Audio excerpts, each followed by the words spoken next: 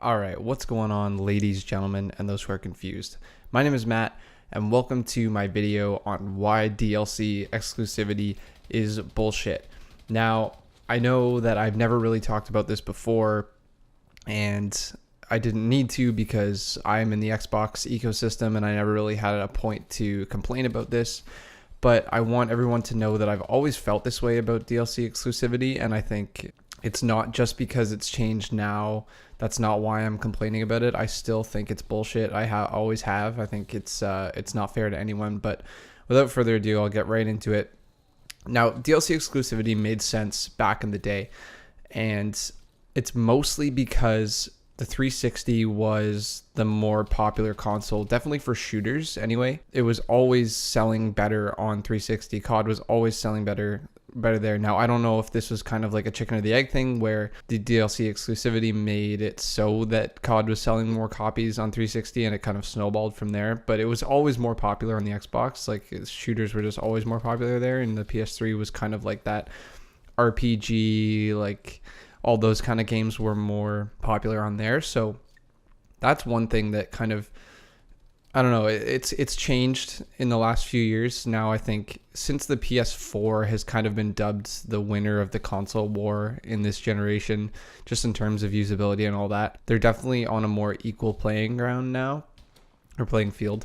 They're on a more equal playing field in terms of which games are coming to which console and which ones have exclusives in that. But I think with this new deal with Sony getting the exclusivity after Xbox or Microsoft having it for so long, I think they almost kind of scumbagged people who have invested in the Xbox ecosystem just for COD.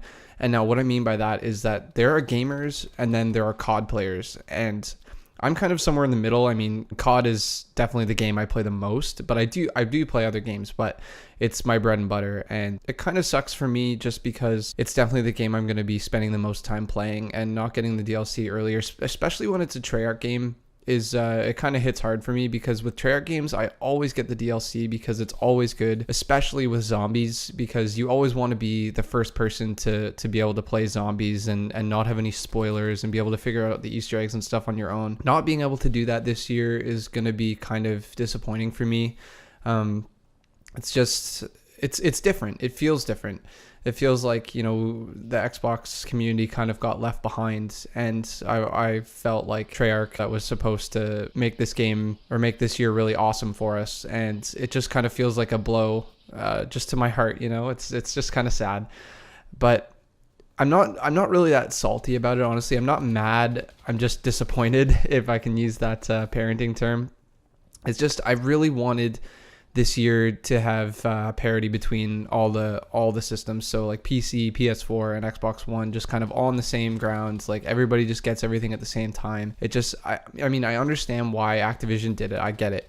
It's money and blah blah blah, but it just, I really wanted everybody to get everything at the same time this year, and for nobody to have exclusivity. It just kind of sucks, just for everybody in general, and any PS4 users out there, like, yeah, you can go ahead and rub it in, it's fine. I know Xbox users have had this deal for a long time, and I get it. You know, it feels good to have that deal now. I'm sure it does. And, you know, I'm just going to sit here and with the rest of the Xbox people, and we'll just suck it up because, you know, we got the better end of the deal for, you know, the better of a few years. So, you know, that's pretty much all I have to say, other than the beta too. I think that's the only thing I'm kind of salty about, is the PS4 people getting the beta early. I think that's pure bullshit.